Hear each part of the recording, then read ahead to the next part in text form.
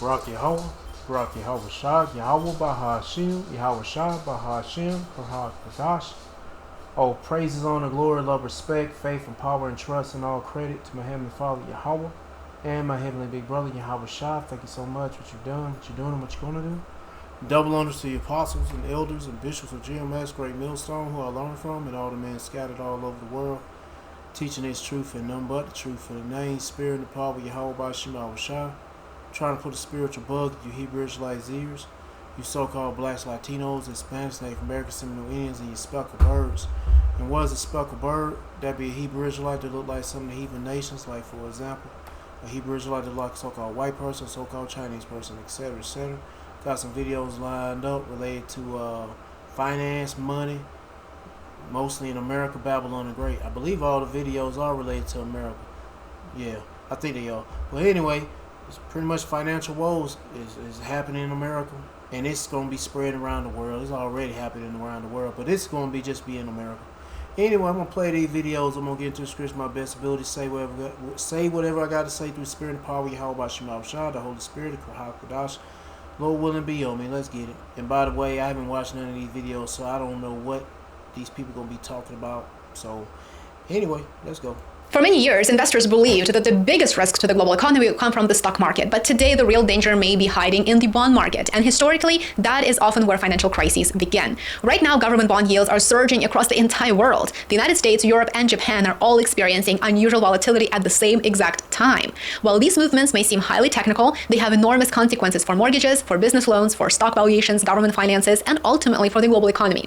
To understand why this matters, it is very important to remember what government bonds represent. For many years, U.S. Treasuries, German bonds, and Japanese government bonds have been considered among the safest assets in the entire world. Whenever investors became nervous about the economy or about the financial markets, they typically rushed into government bonds. As demand increased, bond prices rose, yields fell, and governments could borrow money cheaply. That relationship is now being tested. Over the past week, Treasury yields have climbed sharply as investors reassessed inflation risks following renewed conflict in the Middle East as the United States of America fails to abide by the MOU with Iran.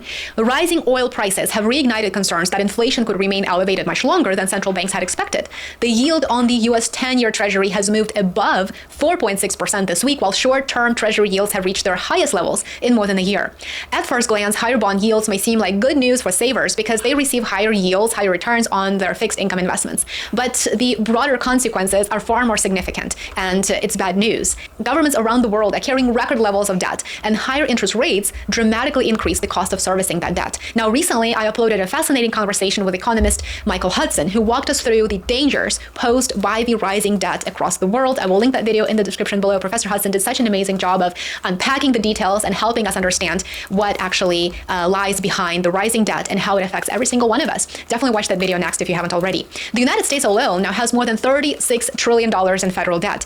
Every percentage point increase in borrowing costs translates into hundreds of billions of dollars in additional interest expenses over time. Those higher costs eventually compete with government spending on everything from infrastructure to military spending and, of course, social programs.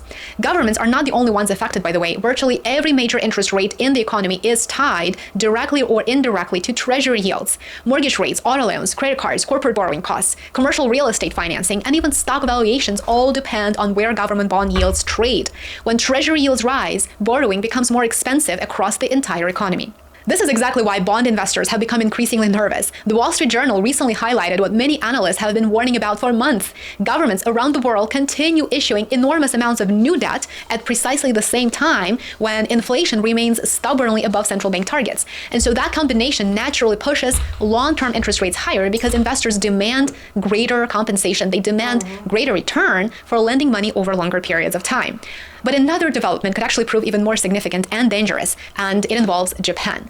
Over the course of the past several weeks, I've uploaded multiple videos on Japan where I go into great detail discussing Japanese bond market, Japanese economy and its stock market, and the repatriation from the Western economies. Definitely check out those videos because I don't want to repeat myself. But I will briefly say that, of course, Japan has been one of the world's largest exporters of capital for many decades. Because domestic interest rates remained near zero for so many years, Japanese pension funds, insurance companies, and banks banks invested trillions of dollars overseas in search of higher returns. They became some of the largest buyers of US treasuries and other foreign government bonds.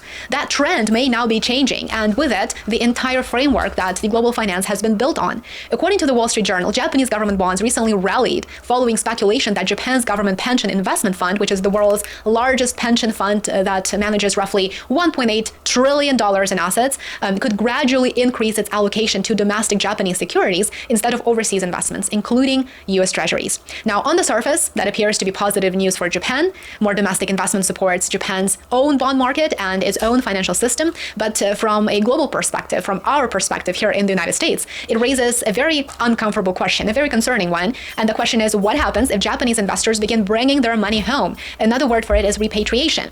For many decades, Japanese institutions have been among the largest foreign buyers of US treasuries, of European government bonds too, and of other international assets. If even a relatively small portion of those investments is actually redirected into Japanese bonds, global demand for foreign government debt could weaken substantially. It's not going to be a small hit. It will be a big one. It will be the type of a hit that Western economies will not be able to sustain. Less demand means governments would have to offer higher yields to attract new buyers, and that is where the risk lies. That creates a very dangerous feedback loop, as you can imagine by now. Higher yields increase government borrowing costs. In turn, larger interest payments expand government deficits. Larger deficits require governments to issue even more debt. Increased borrowing places additional upward pressure on bond yields, and eventually, investors begin questioning whether governments can actually continue financing themselves at those increasingly expensive interest rates. It is a feedback loop, that it is bad news. This is precisely the type of cycle that bond investors fear, that we should fear as consumers, because our mortgage rates, our credit card rates will spike if this actually transpires. Now, at the same time, geopolitical tensions are adding another layer of uncertainty. And of course, this is the elephant in the room that I would prefer not to ignore. Oil prices have risen sharply following renewed military escalation in the Middle East as the Trump administration completely abandons any attempt at a good faith diplomacy. And so those escalations increase fears that inflation could accelerate again, fueled by rising energy costs after months of gradual improvement.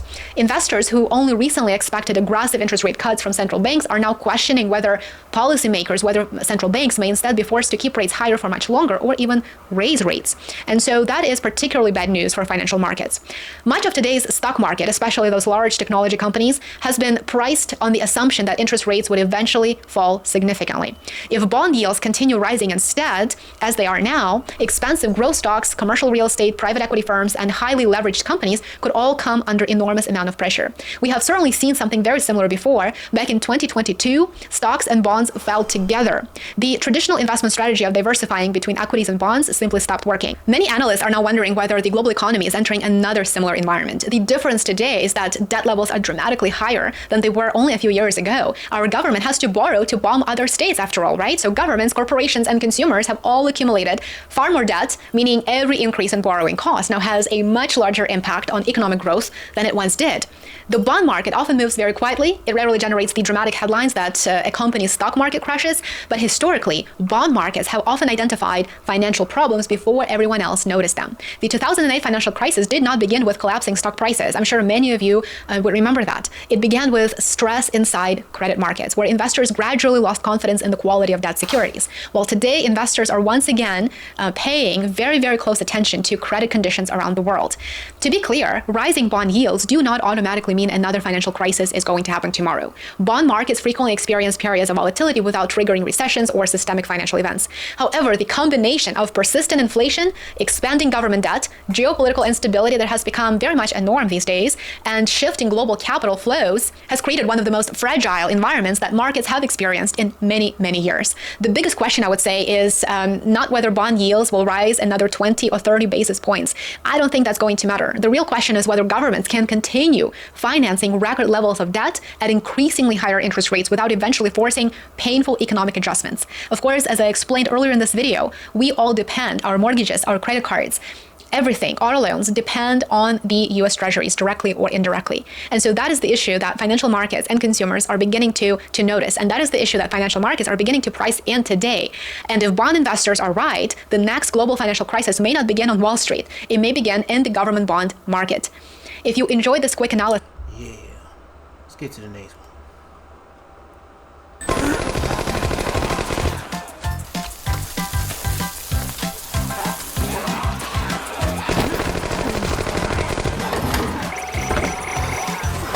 What the fuck kind of game is this? Shoot a bunch of bears, you get a cash. What is... Anyway. Okay, got to give you an update what's going on in the Middle East and also the economy. This is the headlines. U.S. launches fresh wave of attacks on Iran after Trump threatens wider strikes. And this is just coming out now. I know you probably said, Chris, I heard about the strikes. No, these are actually new ones, unfortunately. This is then what it says. U.S. strikes hit a civilian maritime control tower in Chabahar, southern Iran. You can see a little bit of footage of this. There's just a few things coming out. And again, these are fresh strikes. You can see an explosion there hitting a tower. There was also a problem with tankers. I saw this. It says bulk carrier Luni St. Kitts, the Nevis flag, Turkish-owned Laura, has partially sunk off the Iranian coast near Bandar. All the shit that's going on overseas is fucking with the economy. Let me see. I'm just gonna skip through some of this because he gonna probably be getting into like random shit and not sticking to the topic of what this says: economic damage worse in decades. What you know about CENTCOM saying they started a new round of strikes just a few minutes ago? Yeah, Joey, good morning. U.S. Central Command just announced that another round of U.S. citizens of Iran. Targets for last, but ultimately led you to believe it was nothing more than a wasteland. They need the narrative to justify war. Tehran is a modern capital with complex social and political layers. Tehran can always surprise you. That's why life in Tehran is everything but boring. And they released a video here, and this is like a flyover of Tehran. Oh, let me start over. Well, not start over, go back. I'm going to show you this. This is actually put out by Iran today. It says, Tehran from above. Western media probably led you to believe it was nothing more than a wasteland. They need the narrative to justify war. Yeah, they say that they're savages and all this other shit. It's just like, you know, Esau, his bitch ass, insecure nigger. He'll go and talk shit about other people, about how they're living and this and that. But they're pretty developed. Yeah. A lot of these other countries are pretty developed. It's just like you Israelites. Hell, we were doing good here in America at some time, but then this nigga comes along, drop bombs, and set shit on fire. Fucking nigger. Tehran is a modern capital with complex social and political layers. Tehran can always... Look at these niggas trying to drop bombs on these folk.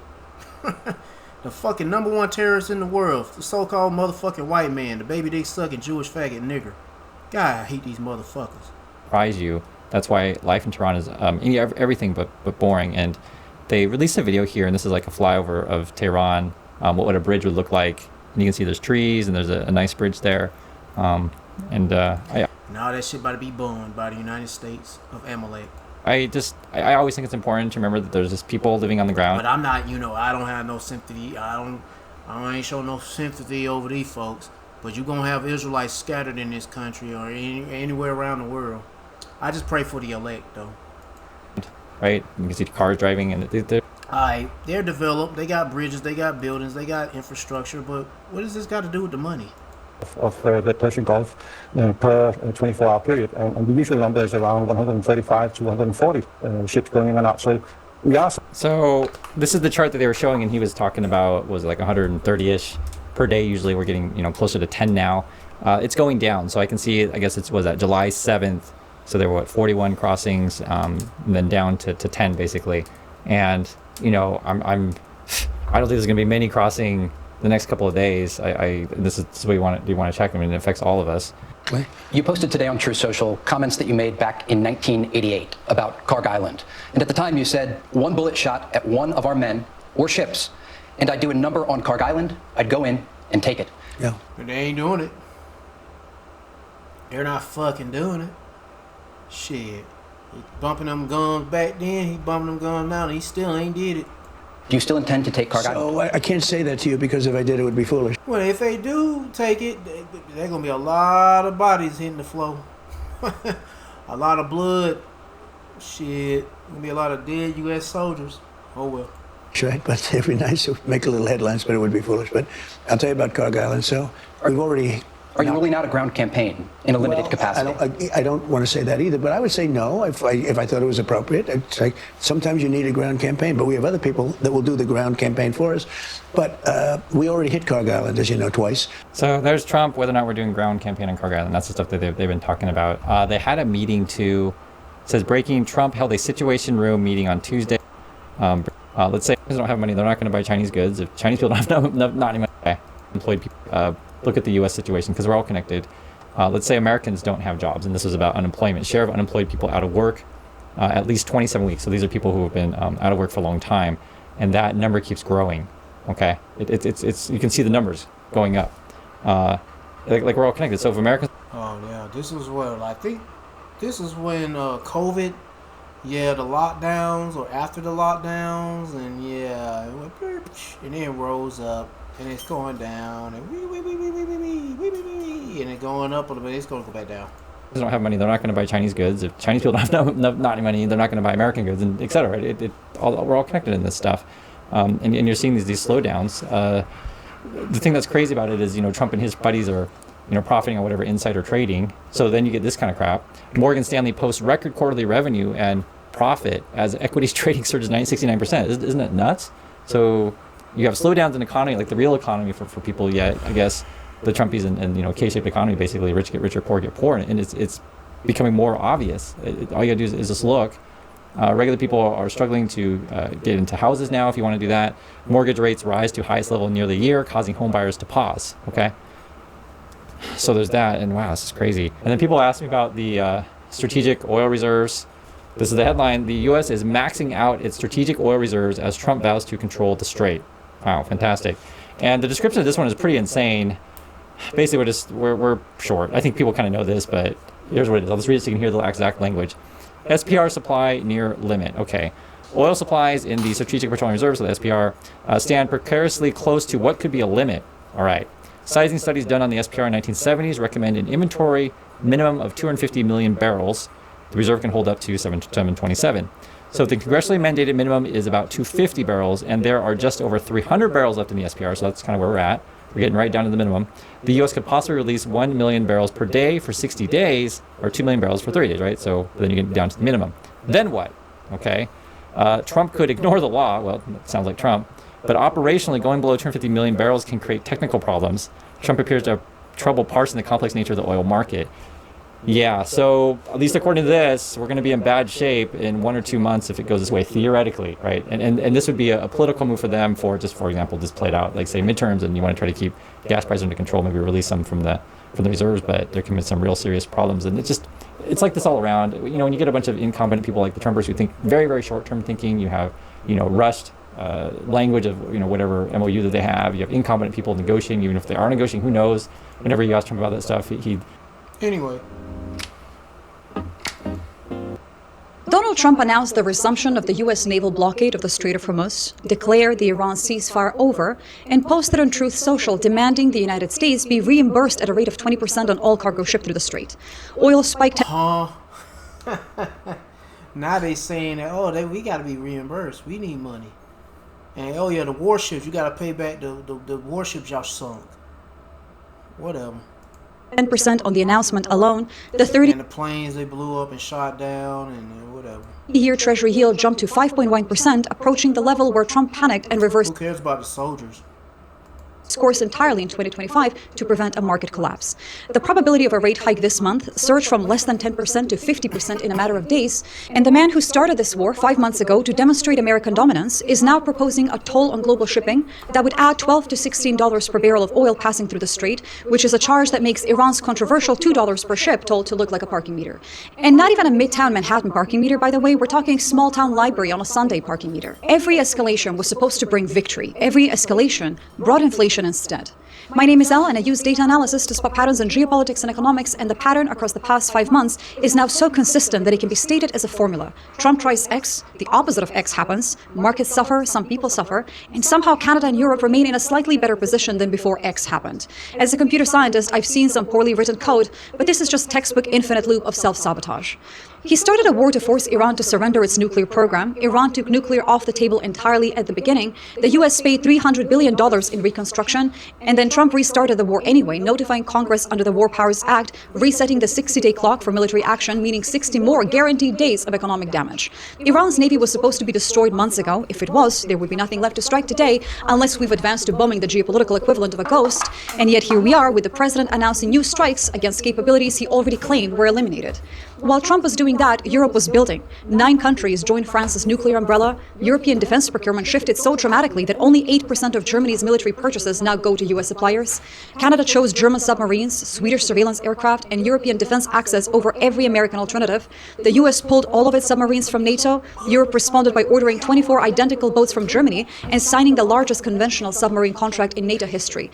Every single American withdrawal produced a European contract. Every threat produced a European signature. He threatened allies to force obedience. He cut off trade with Spain at a NATO summit. He insulted Meloni on Italian television. He demanded Greenland for the 3rd time, presumably because the first 2 times Denmark politely reminded him that country shopping isn't a feature on Amazon Prime. He leaked Dutch civil servants' names to Congress. He threatened to suspend Spain in March. He told Germany's chancellor he doesn't know what he's talking about, and the result is only 11% of Europeans now consider the United States an ally, which is down from 22% just 18 months ago. This is the most comprehensive collapse in transatlantic trust since the alliance was founded, and every country he threatened pivoted harder towards European sovereignty. Spain banned Palantir from every state company. Italy cancelled Boeing's tanker and bought Airbus. Denmark announced the largest Arctic defense package in its history. The Netherlands blocked a US takeover of its digital identity system. Each insult accelerated the integration it was supposed to prevent. If you've been following this channel's documentation of European sovereignty, this is the scoreboard. The scoreboard does not lie, my friends. Trump wanted low interest rates and a rising stock market, but instead he got the opposite. The Federal Reserve dropped forward guidance, which means it can hike at any meeting without a warning. The 30-year yield is at 5.1%. The interest bill on America's national debt now exceeds the combined budgets of the Department of Defense, Homeland Security, Commerce, Education, the EPA, and the SBA combined. The government borrows $155 billion every single month. $24 billion a week goes to interest alone, and the structural buyer base for that base is contracting from every single direction. Japan selling at the fastest pace since 2022, China at an 18-year low, Europe gradually redirecting marginal demand towards euro-denominated assets and gold. While that happens, the euro is becoming a safe haven. Amazon issued 14.5 billion euros in bonds, which is the largest euro-denominated issuance in history. Alphabet issued 13 billion. The European Central Bank made euro liquidity permanently available to central banks worldwide. Euro bond issuance hit an all-time record of $1.1 trillion. The smartest money in America is borrowing in somebody else's currency. It's not even a hedge. It's becoming a verdict. If you're trying to understand how to read through this kind of noise and see what the structural dynamics underneath actually show, my book, Awake the Practice of Critical Thinking in an Age of Self-Lies, is available as an ebook and audiobook. Subscribers get 10% off in Shaped Fracture, where the top 10% spend nearly as much on luxuries as the bottom 70% spend on everything else. Consumer confidence is at a 70-year low. 37% are unable to cover a $400 emergency, unfortunately. 1 in 4 are skipping meals. Credit card debt at a record $1.21 trillion. At 22.76% interest, and the president goes on television and says the United States should target 12% GDP growth, which is a number only achievable through hyperinflation or by changing the definition of GDP to greatest delusions of prosperity. The IMF cut global growth to 3% and blamed America's war explicitly. 2 years of progress against inflation erased just in 5 months. And the IMF's forecast assumes Hormuz reopens, which is an assumption the president invalidated on the same day the report was published. He wanted to control global energy, while he is now proposing a 20% toll on all cargo through the Strait, which if implemented would add $30 million to the cost of a single fully loaded supertanker. For oil specifically, that translates to 12 to 16 additional dollars per barrel. Iran's toll, the one the entire war started to remove, added $1 to $2 per barrel at most. Trump is proposing a tax on global shipping that is 10 times more expensive than the one he went to war to eliminate. The irony is not even subtle anymore, it's becoming structural and embedded. If irony were an energy source, we wouldn't even need the Strait of Hormuz. We could just power the entire European continent on this administration's press releases alone. And every country that depends on Middle Eastern oil, which is most of the world basically, just received another incentive to build the alternatives that reduce their exposure to American foreign policy decisions. Europe already has those alternatives. Heat pumps save European households over 2,000 euros per year, and every time oil spikes because Trump escalated with Iran, the savings grow further. Wind energy returns 7 euros for every 1 euro invested. The digital euro just passed committee. Euro has 48 million users. The trade deals with Canada, Mexico, and Mercosur form a ring around the United States. Iris Squared replaces Starlink. Euro Office replaces Microsoft. Quant replaces Google. Chaps Vision replaces Palantir. And every single one of these decisions was accelerated by the same president whose escalations were supposed to demonstrate American power and instead demonstrated American unreliability. In terms of what's going to happen next, I think oil will remain above $100 for the duration of the renewed hostilities, but this is not financial advice. Do not change your positions off the back of this. The Federal Reserve will likely hike rates at least once before the end of the year because the inflation data, now compounded by the reimposed blockade, just leaves no alternative. The 30-year yield will probably breach 5.2% and approach the level that triggered Trump's previous reversal. Europe's sovereign infrastructure build-out will likely continue to accelerate, regardless of whether the war continues or stops, because the institutional decisions are already made, the contracts are already signed, and the lesson lesson has already been learned, and Trump, who started a war to show strength, threatened allies to show dominance, demanded 12% GDP growth to show confidence, and proposed a 20% toll to show control, will probably continue to discover that every escalation produces the opposite of its intended result, except in Europe, where every escalation produces exactly the result this channel has been documenting: sovereignty. But the numbers behind America's borrowing crisis are even worse than the war headlines suggest. I made a separate video on how the US borrows $155 billion a month, pays $24 billion a week in interest, and the IMF just blamed America's war for dragging the entire global economy down. That could be it. Yeah. I think this could be it, that video. Let's go. Let's get it. The United States government is borrowing $155 billion. Yeah, I think that's it.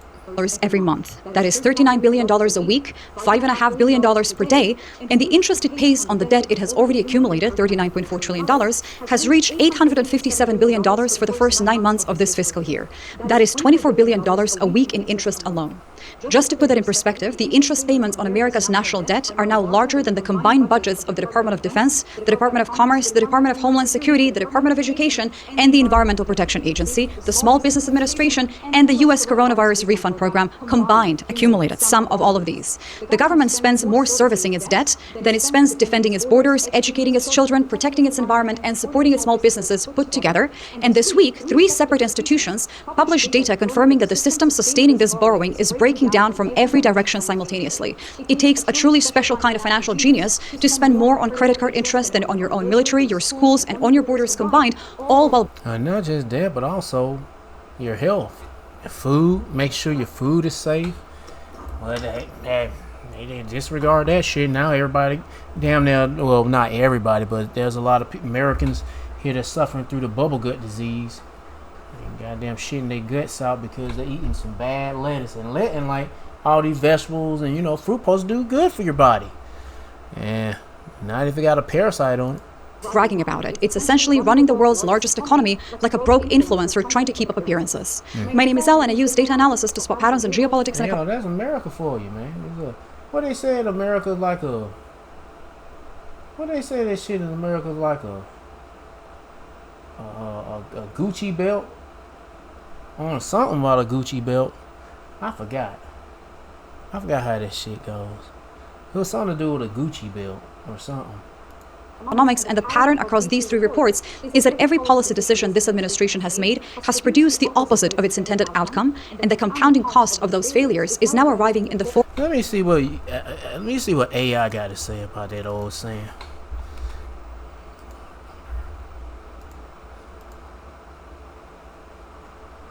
If this shit loads up, because my internet is so slow. What is the phrase about America and a Gucci belt? Let's see. The phrase, oh yeah. The phrase is America is a third world country with a Gucci belt. Yeah. Form of numbers so large that they have stopped being abstract and started being structural. And just as a legal reminder, this is not financial advice. If you want financial advice, you could ask the US Treasury. They seem to be treating a $40 trillion debt limit like a high score on an arcade machine anyway.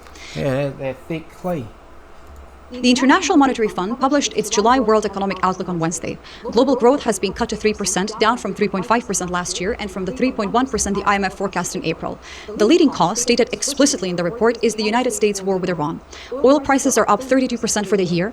Global consumer inflation has risen to 4.7%, up from 4.1% in 2025, meaning 2 full years of progress against inflation have been erased in 5 months. The IMF's forecast assumes the Strait of Hormuz reopens later this month, but it's been assuming that for a while. On the same day the report was published, however, Trump declared the ceasefire with Iran over, launched new strikes, and revoked the waiver that allowed Iran to sell oil on global markets. The IMF... And then he tells you that the American economy is great. It's never been better. IMF's baseline assumption was invalidated yet again by the president's own words on the same day it was published. And then he'll say he blaming on Joe Biden. If the strait does not reopen... the financial woes are being blamed on Joe Biden. As of today, there is no indication that it will. The IMF's adverse scenario projects it's really both of them niggas' fault. Global growth falling to 2. There's all a plan to get you people microchipped, and that's another thing with all this financial woes. The plan is to get people microchipped, make life a living hell financially for the people of America and all over the world, and then just to get their asses microchip. 5% with inflation exceeding With the RFID microchip implant, the mark of the beast. 5%. The severe scenario, however, is 2% growth and 6% inflation, which is way worse. The war was started to project American strength, but it has projected American chaos, and the IMF has now quantified the cost to every economy on Earth. Washington essentially lit a fire in the world's most critical energy corridor, completely torched 2 years of global inflation progress, and then looked around wondering why no one was applauding their leadership. The data proves what we already knew: American foreign policy doesn't necessarily project strength anymore, it just projects a very expensive mess. If you've been following this channel's coverage of the U.S. economy, this is the institutional confirmation chapter, the moment where the world's most authoritative economic body says what this channel has been documenting since February. The K-shaped spending data published by Yahoo Finance this week asks the human dimension that the IMF's macro numbers obscure. The top 10% of American earners now spend nearly as much on non-essential goods and services as the bottom 70% combined. That sentence is definitely worth rewinding for. The wealthiest tenth of the country spends almost as much on luxuries, travel, dining, and discretionary consumption as the bottom 7/10, 170 million adults, spend on everything that is not a mortgage, a utility bill, or groceries. It's not even an economy in recession anymore. It is an economy that has fractured along a wealth line so severe that the top and the bottom are living in different countries sharing the same currency. Consumer confidence is at a 70-year low. 37% of Americans cannot cover a $400 emergency. 1 in 4 is skipping meals to make debt payments. Credit card debt is at a record $1.21 trillion at an average interest rate of 22.76%, and the top 10% are spending as if none of that is happening because Let me get a scripture on that, because I didn't know if I was going to get to it now. Let me get to it. We'll get to it now or later, but let me get to it now. Hagar chapter, where we at? Hagar chapter 1 verse 6. Ye have sown much and bring in little. Ye eat, but ye have not enough.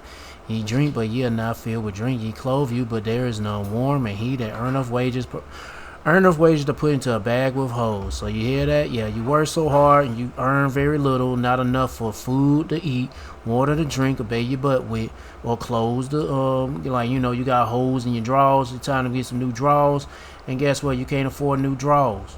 So you gotta be stuck with them holes, them holy ass drawers. Yeah, with shit stains on them. Yep, you got stuck with that.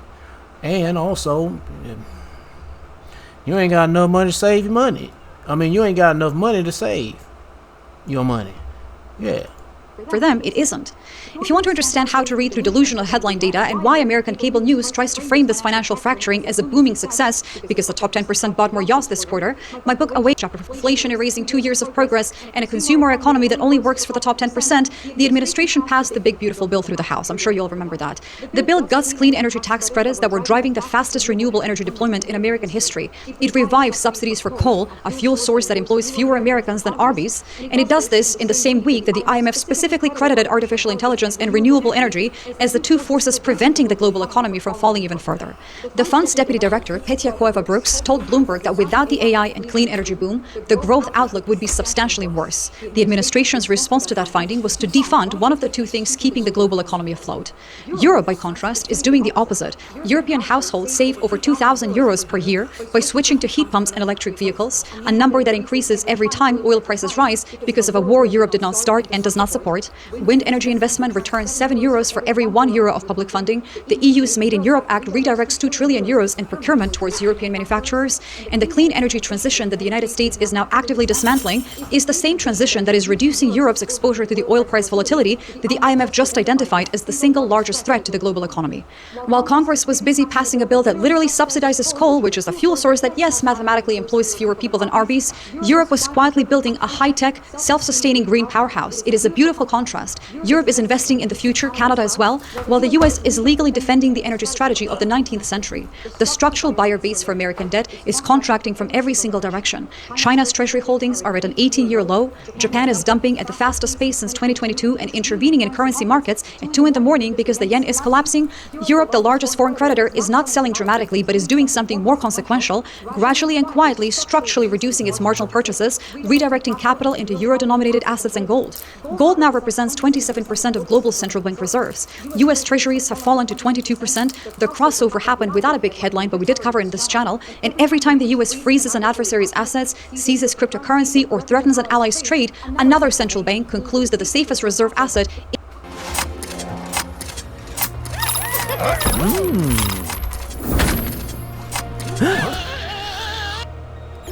is the one Washington cannot confiscate.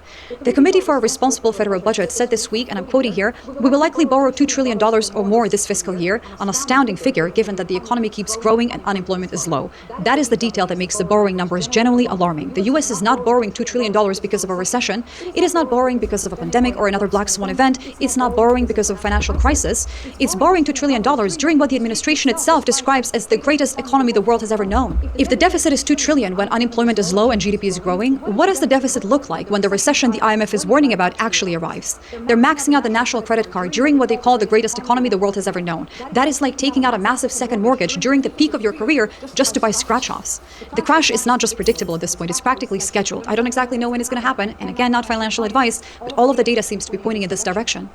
In terms of what's going to happen next, the prediction is that the fiscal year ending in September will produce a deficit exceeding $2 trillion, which is the largest non-pandemic deficit in American history. The interest bill will likely surpass $1.2 trillion on an annualized basis by the fourth quarter as elevated yields and expanding debt compound simultaneously. The IMF's July growth forecast will be revised downward again in October if the Iran ceasefire does not hold and oil remains above $100. The K-shaped consumer economy will widen further as rate hikes compress purchasing power for the bottom 70%, while asset price inflation continues to benefit the top 10. And the structural buyer base for U.S. Treasuries, Japan selling out of desperation, China selling out of strategy, Europe buying less out of prudence, central banks choosing gold over dollars, will likely continue to erode with every auction, every intervention, and every presidential declaration that the ceasefire is over. But while the U.S. borrows $2 trillion a year to sustain an economy that only works for the top 10%, Japan is selling dollars at 2 in the morning and Europe is building the euro into a safe haven currency. I made a separate analysis on how those two forces are reshaping the global financial system in real time. All right, we're starting with Lucid today because it tells a warning sign of what's going on in our markets and how things can change in a hurry. This is Lucid, and they say that they're not going bankrupt. Don't believe the rumors. That's real. That's according to them. And this is one of their cars. It's called the Gravity. But apparently, I think Gravity is catching up with them, and literally that's the name of their car there. This is the headline then. Lucid dismisses report that it is weighing filing for bankruptcy, okay, or going private after shares plunge. And in fact, it was so scary today if you're in Lucid stock, I guess they were freezing trading on the way down because it was so much massive selling. It says Lucid stock trading was halted for volatility multiple times Tuesday. And in fact, some people, if you were 2x this thing, because these days you can leverage really easily, the 2x Lucid ETF at one point was down 92% today. Ow. Although it had come back, it is only down, quote. Let me see. What is this company? It's a U.S. company. Lucis. I think it's Lucis.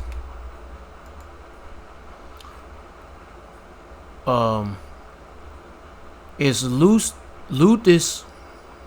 Alright, I'll just type it in. Fuck it. Is Lucis a American company?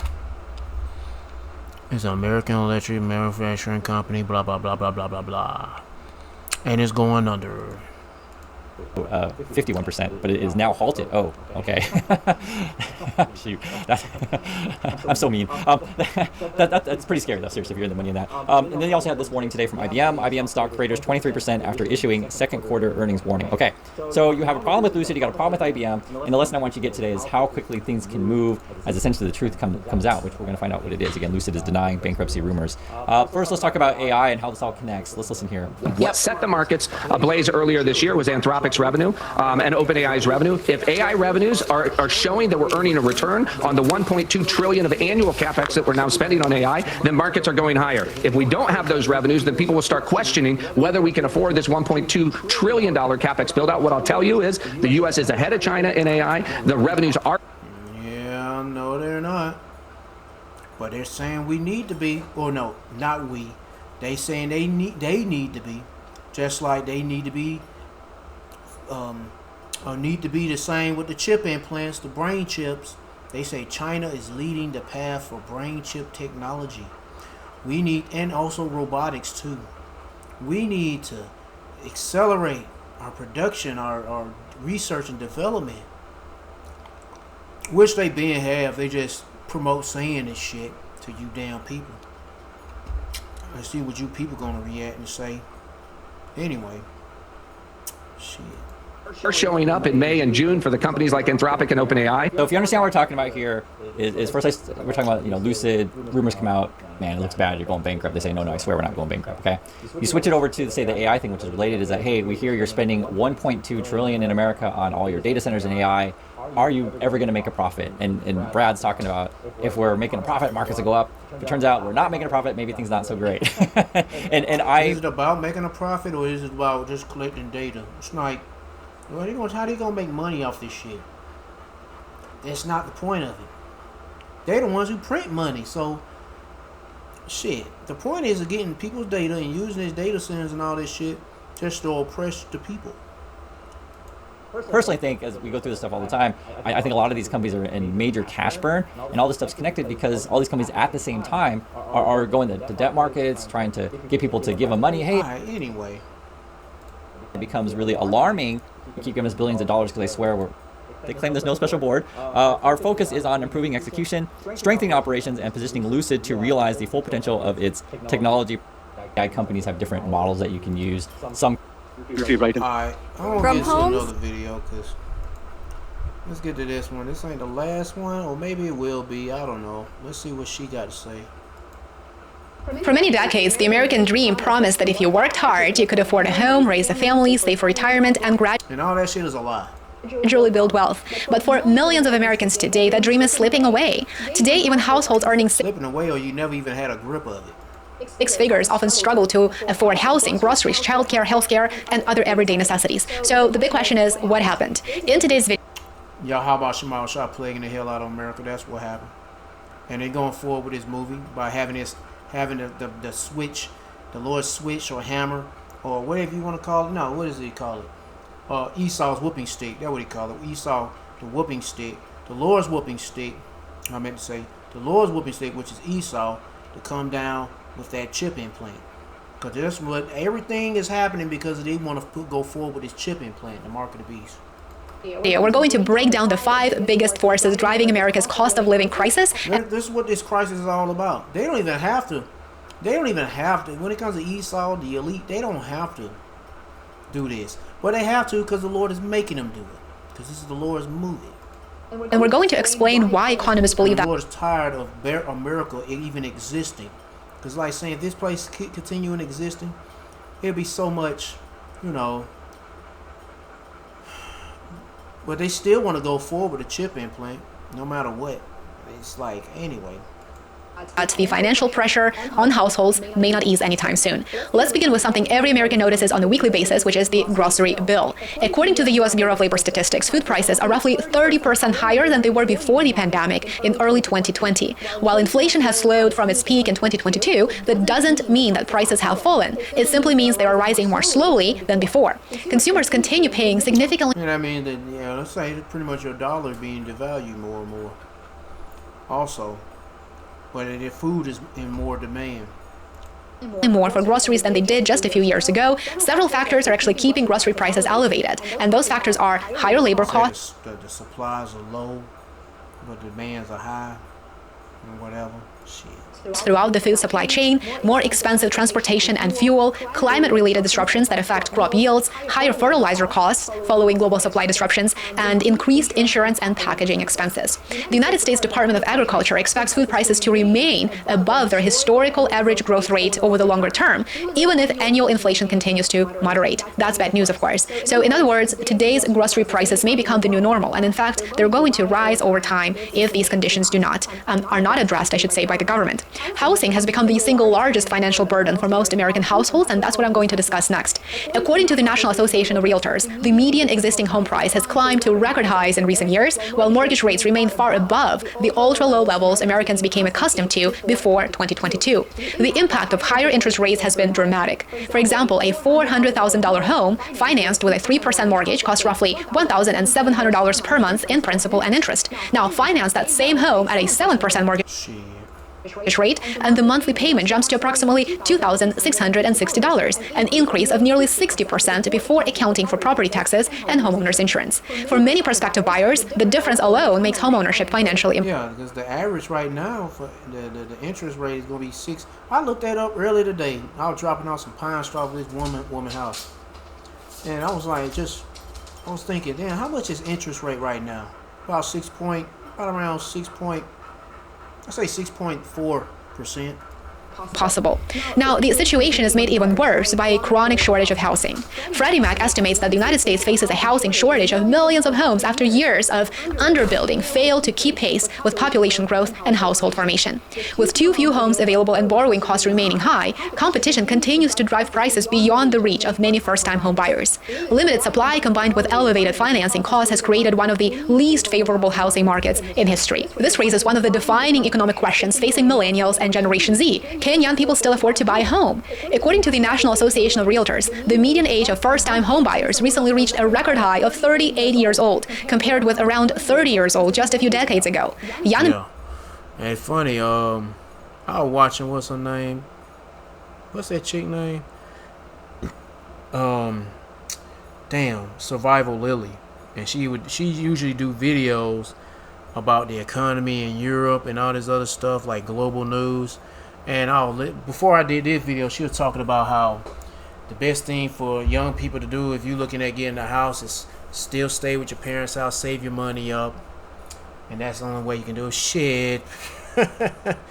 I mean, I had to do that, but that was like freaking damn near 15 years ago. That was like 15 years ago. Now, shit, you're gonna have to save double. I mean, the closing costs and all that shit. And then you're trying to buy appliances and such for the home and whatever furniture. Now and then there might be some fixes, some things you have to spend money on. Take out you're gonna have to spend money on fixing certain things. Or unless you're trying to get a brand new house, a brand new house. Shit. But hell, you're gonna end up have to do so much work just to save so much. And really, I mean, you can go and do what you're gonna do. But right now, man, I mean, like, fuck that shit. This bitch is collapsing, bro. And if you can't stay in your parents' house too long, you want to get the fuck on. Yeah, go ahead and do what you got to do, bro. Or sis, go and do what you got to do. But just let you know that shit. Don't get too damn. I'm a homeowner. Get all happy and be like, yeah, I'm a homeowner. But hey, you got a house now. You temporarily got to leave that house or lose the house because of all the shit that's going on. So, don't get too happy and proud that you got something that's not really yours anyway. You don't have no full ownership over that shit. Just let you know. Because, yeah, you don't. But anyway. Americans face multiple financial obstacles simultaneously. Many carry significant student loan balances, they pay historically high rents that make saving very difficult, they face elevated mortgage rates, and... Yeah, this is like going back to Hagar. What did it say? Oh, here you go. Yeah, he that earneth wages to put into a bag with holes. So you can't hardly save shit because most of your other expenses like food and utilities is draining your pocket. You don't, every bill you got to pay for it now is like it's going to all that shit except for going in your piggy bank or your Tootsie Roll bank. Tootsie Roll banks are like a big old tube. It's a cardboard tube. It was first filled with a bunch of Tootsie Rolls, and I was like, goodness gracious, you have to eat all this shit. Now, most of that shit I threw it away. I just want the tube. I like, fuck that damn Tootsie Roll. I hate eating Tootsie Roll unless it's that fruit flavor, which that ain't real fruit anyway. There's a bunch of fake ass flavors and shit. Yeah, it's funny that the candy with the artificial flavor, that's the same shit they'll put on like lipstick and chapstick and whatever kind of crap that you don't supposed to eat. But then you turn around eating this stuff when they make it as food. Anyway. They also encounter record home prices. At the same exact time, wealth accumulation has generally been slower than it was for previous generations. Oh man, you motherfucker.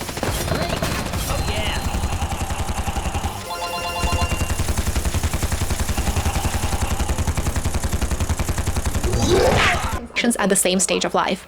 The required down payment has also become a major barrier. A traditional 20% down payment on a $450,000 home requires $90,000 in cash before even considering closing costs. For many households already struggling with rising living expenses, saving that amount is simply unrealistic. As a result, homeownership, which is the traditional engine of middle-class wealth creation in America, has become increasingly inaccessible for younger generations. Even Americans who are not trying to buy homes are feeling the pressure through rising rents. Financial experts generally recommend spending no more than 30% of household income on housing. However, according to the Joint Center for Housing Studies at Harvard University, a record number of renter households are now considered cost-burdened, meaning that they spend more than 30% of their income on rent and utilities. Millions of Americans now spend more than half of their income simply keeping a roof over their heads.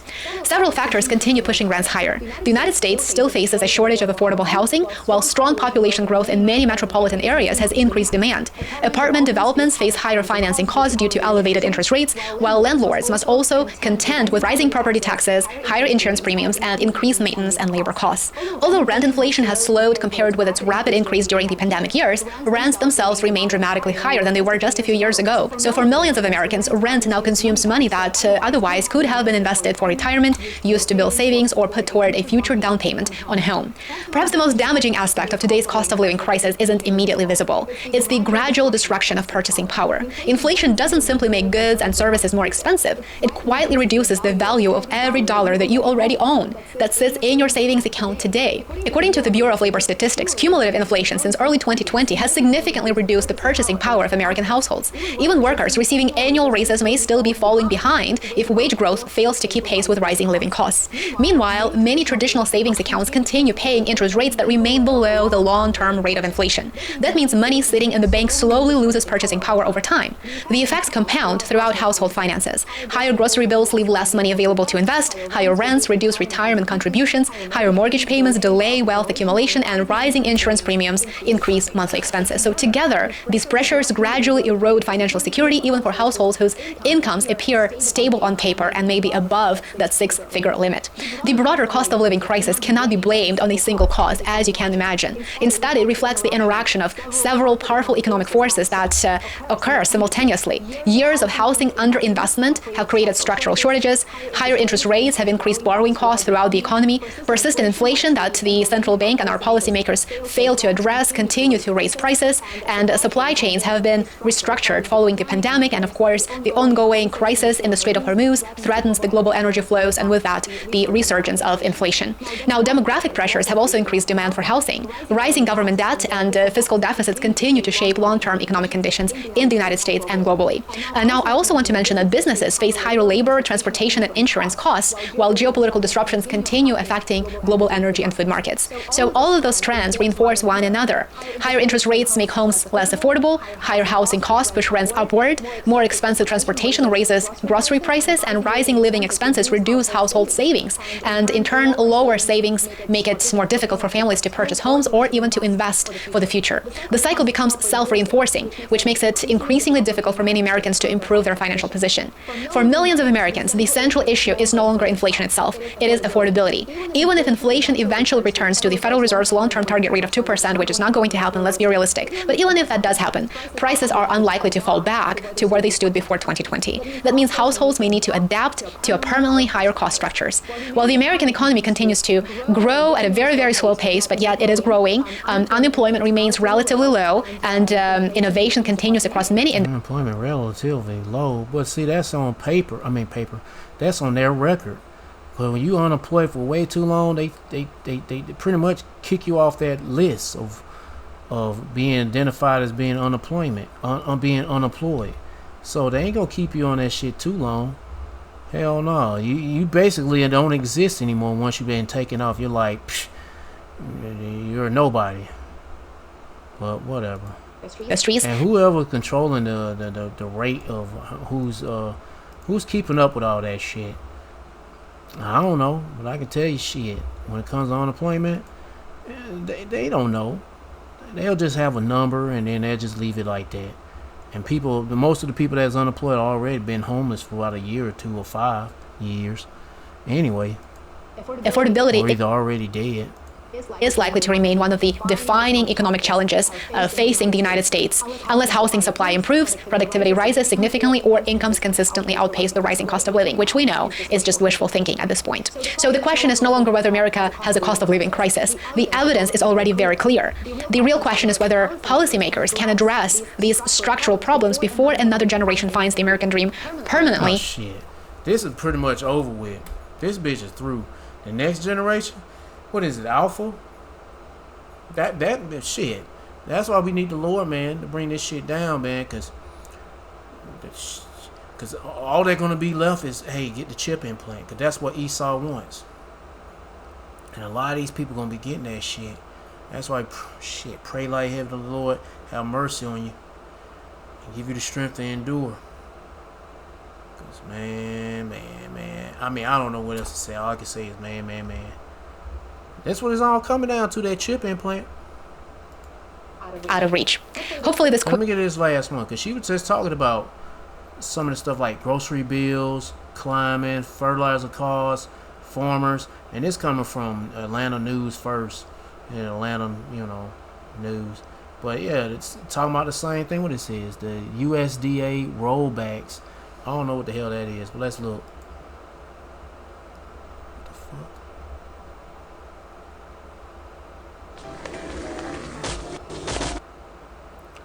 The fuck is this stupid shit? What is this? Esau got to be damn sawing down trees and killing bears and building a fucking house that, yeah, whatever.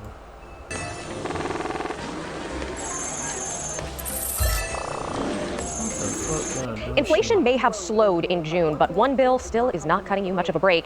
That's the grocery bill. New numbers show grocery prices rose 0.2% last month, and over the last year, prices are up 2.7%. Here's what's hitting shoppers the hardest. Coffee, that is up almost 13%. Ground beef up more than 12%. Fresh vegetables, bread, and fruit also climbing. Now, one reason for the hike is farmers are having to pay more to grow your food, especially for fertilizer. That's because tensions in Iran have squeezed shipments through the Strait of Hormuz, one of the world's busiest routes for oil and fertilizer. A new Farm Bureau survey found about 70% of farmers could not afford all the fertilizer they needed.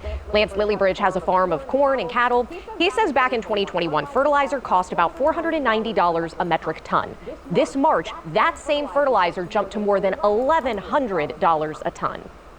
So on my farm, we're going to use about 118 tons of fertilizer, nitrogen fertilizer, to grow that crop. That's $136,000. That's not even doable.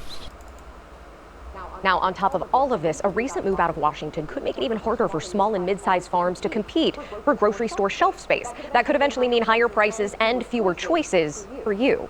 Joining us now is Alex Jaquez, a senior policy expert with the Groundwork Collaborative and a former White House advisor on economic development. Alex, thank you so much for being with us today. Thanks for having me. All right, so first, can you explain what the Trump administration just changed and why this matters so much to small farmers? Sure. So the United States Department of Agriculture just put out its July regulatory review, which is all of the rules and regulations it plans to either go forward with or to repeal. And in that July review, they listed 4 rules that they were either going to cancel or delay that were put in place by the last administration, rules that let chicken growers see what they're actually signing, rules that protect farmers from retaliation for doing things like joining a co-op or talking to regulators, and rules that help them get paid when the big packers go under. So we're seeing small and mid-sized Georgia growers lose bargaining power because of these repeals. And as we know, Georgia, number one broiler state in the country. So I think this is going to have a big impact on small chicken growers. Now, if consumers feel the ripple effects of this, what food items could be impacted first?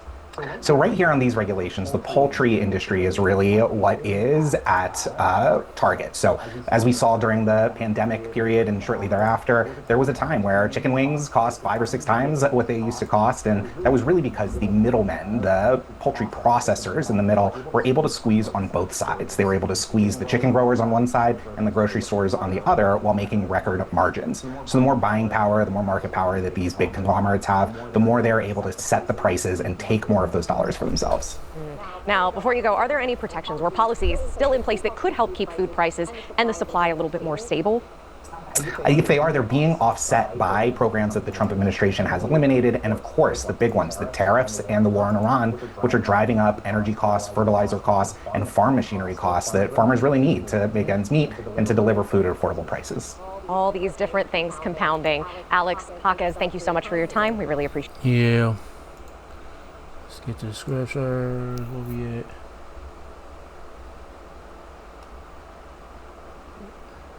Ecclesiastes chapter 12 verse 3. In the day when the keepers of the house shall tremble, when you got your people that's running the financial side of the house, like say for example the banks, the stocks, all that stuff is pretty much failing.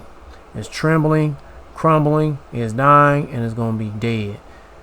And strong men shall bow themselves on the grinders' seats because they are few.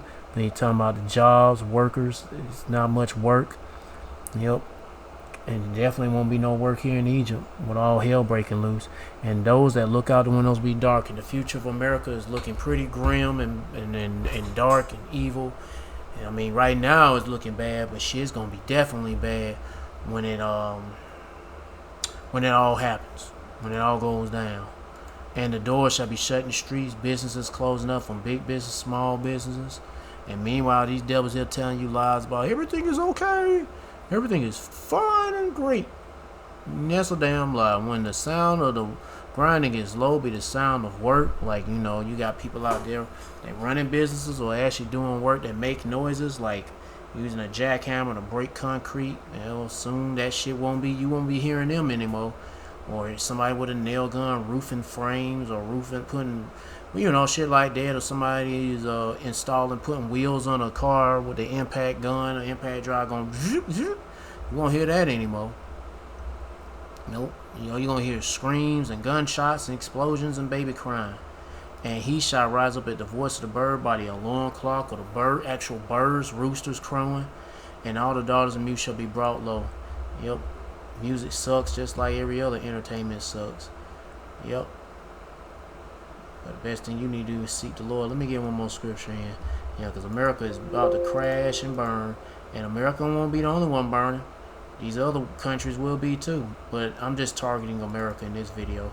Jeremiah chapter 51 verse 6. Flee out of the midst of Babylon. Talk about America.